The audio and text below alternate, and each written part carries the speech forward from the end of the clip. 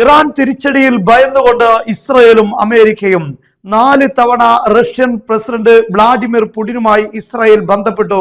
America നടത്തുന്ന ആക്രമണങ്ങൾക്ക് ഇസ്രായേലിന് നേരെ തിരിച്ചടിക്കുന്നതിൽ നിന്ന് ഇറാനെ പിന്തിരിപ്പിക്കണമെന്ന് ആവശ്യപ്പെട്ടുകൊണ്ടായിരുന്നു പുടിനെ ബന്ധപ്പെട്ടത്. അതോടൊപ്പം തന്നെ അമേരിക്ക തങ്ങളുടെ എയർബേസുകളിൽ ഒഴിഞ്ഞ സ്ഥലങ്ങളിലേക്ക് ആക്രമണം നടത്തണം, ഞങ്ങൾ ഇറാനിൽ ഒഴിഞ്ഞ സ്ഥലങ്ങളിൽ ആക്രമിക്കാമെന്ന് പറഞ്ഞ് തലയുരാനുള്ള പണിയാണ് ഇപ്പോൾ അമേരിക്ക എടുത്തിരിക്കുന്നത് എന്നാണ് അൽ മയാദീൻ ന്യൂസ് ചർച്ചയ്ക്കിടെ ഇറാൻ ഡിപ്ലോമാറ്റിക് മാസികയുടെ ചീഫ് എഡിറ്റർ പറഞ്ഞിരിക്കുന്നത്.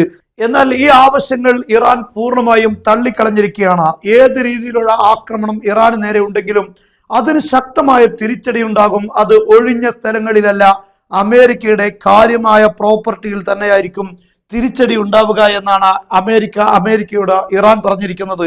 അതോടൊപ്പം ഇസ്രായേലിനെ ഏറെ ഭയപ്പെടുത്തുന്ന കാര്യം ഇറാന്റെ ആക്രമണം എന്നതിനോടൊപ്പം തന്നെ ഇറാഖിൽ നിന്നുള്ള ഇപ്പോൾ അവസാനം വരുന്ന ന്യൂസുകൾ, ഇപ്പോൾ ഇറാൻ അവരുടെ ലോഞ്ചറുകളിലെല്ലാം മിസൈൽ സംവിധാനങ്ങൾ റെഡിയാക്കിയിട്ടുണ്ട് എന്ന വാർത്ത വരുന്നു. പ്രത്യേകിച്ച് അമേരിക്കൻ ബേസുകളുള്ള UAE, അതുപോലെ തന്നെ ഖത്തർ, ബഹ്റൈൻ, കുവൈത്ത്, ഈ ബേസുകളെ ആക്രമിക്കാൻ വേണ്ടി പേർഷ്യൻ കടലിനോട് ചേർന്ന് നിൽക്കുന്ന തീരപ്രദേശങ്ങളിൽ ഇറാന്റെ മിസൈലുകളെല്ലാം ലോഞ്ചറിൽ സജ്ജമായിരിക്കുന്നു എന്ന വാർത്തയാണ് ഇന്ന് വരുന്നത്. അതോടൊപ്പം തന്നെ ഇറാഖിന്റെ ബോർഡറിലും ഇപ്പോൾ ഇറാൻ മിസൈലുകൾ സജ്ജീകരിച്ചിട്ടുണ്ട്. കാരണം ജോർദാനാണ് അമേരിക്കയുടെ ഏറ്റവും പ്രധാനപ്പെട്ട ഇറാൻ ആക്രമിക്കാനുള്ള കേന്ദ്രം, ബേസ് ഉള്ളത്. ഈ ജോർദാനിലുള്ള ബേസിന് നേരെ ശക്തമായ തിരിച്ചടി നൽകാനാണ് ഇപ്പോൾ ഇറാൻ പ്ലാൻ ചെയ്യുന്നത്. അതോടൊപ്പം തന്നെ ഏറ്റവും ഭീതിപ്പെടുത്തുന്ന കാര്യം, ലെബനാനിൽ നിന്ന് ഹിസ്ബുള്ളയും അതേ രൂപത്തിൽ തയ്യാറെടുത്ത് കഴിഞ്ഞിട്ടുണ്ട്. മുമ്പുണ്ടായിരുന്ന സാഹചര്യമല്ല ഇപ്പോൾ ലെബനാനിലുള്ളത്.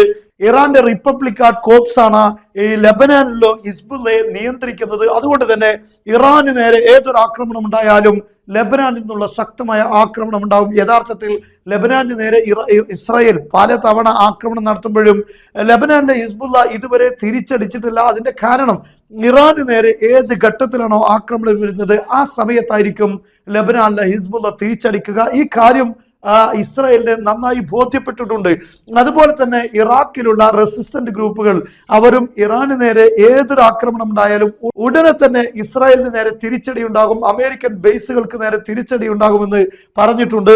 ഇറാഖിൽ നിന്നും അതുപോലെ തന്നെ സിറിയയിൽ നിന്നും ലെബനാനിൽ നിന്നും അതേപോലെ തന്നെ ഇറാനിൽ നിന്നും അതുപോലെ യമനിലെ ഹൂത്തികളുടെ ഭാഗത്ത് നിന്ന് എന്തായാലും അമേരിക്കൻ കപ്പലുകൾക്ക് നേരെ ആക്രമണം ഉണ്ടാകും എന്നതിൽ സംശയമില്ല. ഈ രീതിയിൽ ഒരു വലിയൊരു ആക്രമണം ഇസ്രായേലിന് നേരെയും അമേരിക്കയുടെ ബേസുകൾക്ക് നേരെയും ഉണ്ടാകും. അതുകൊണ്ടാണ് ഇസ്രായേൽ ഇപ്പോൾ പുടിനോട് പലതവണ ആവശ്യപ്പെട്ടിരിക്കുന്നത്, അമേരിക്ക നടത്തുന്ന ആക്രമണങ്ങൾക്ക് ഇസ്രായേലിന് നേരെ തിരിച്ചടിക്കുന്ന നീക്കത്തിൽ നിന്ന് ഇറാൻ പിൻവാങ്ങാൻ വേണ്ടി ബന്ധപ്പെടാൻ വേണ്ടി ആവശ്യപ്പെട്ടിരിക്കുന്നത്. പക്ഷേ അത്തരം നീക്കങ്ങളൊന്നും വിജയിക്കുകയില്ല എന്ന കാര്യം ഉറപ്പാണ്. കാരണം ഇറാൻ അങ്ങനെയുള്ള ഒരു സാഹചര്യത്തിലാണ് ഉള്ളത്. അതോടൊപ്പം തന്നെ മറ്റൊരു പ്രധാനപ്പെട്ട കാര്യം, ഇന്നും റിപ്പബ്ലിക്കാന്റെ തലവന്മാർ അതുപോലെ തന്നെ മിലിറ്ററി സ്പോക്സ്മാൻ ഇന്ന് ഇറാനിൽ നിന്ന് പറഞ്ഞിരിക്കുന്നത്, ഞങ്ങൾ ശത്രുക്കളുടെ മുഴുവൻ സൈനിക നീക്കങ്ങളെയും നിരീക്ഷിച്ചു കൊണ്ടേ ഇരിക്കുകയാണ്.